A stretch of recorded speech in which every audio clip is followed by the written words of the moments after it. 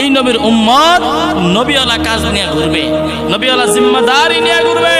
তার কারণ আমার নবী রাহমাতুল লিল আলামিন বলেন, আনা খাতামুন নবিয়্যিন লা নবিয়্যা বাদি।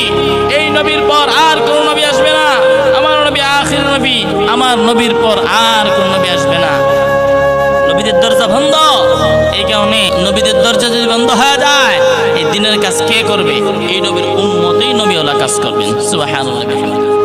এই কারণে আখির নবীর উম্মতকে অন্যান্য নবীদের উম্মতের চাইতে এই নবীর উম্মতের দাম বেশি, অন্যান্য নবীর উম্মতের চাইতে এই উম্মতের হায়াত পাবে কম,